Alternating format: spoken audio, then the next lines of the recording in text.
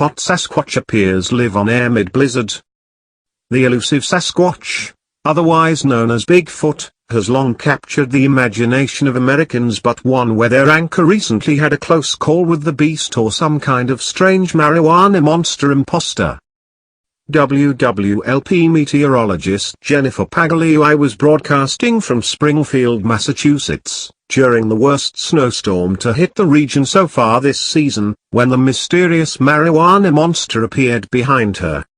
Trawling through the snow, the pot-covered Sasquatch seemed unperturbed by the severe weather, before presumably heading back to its hazy habitat.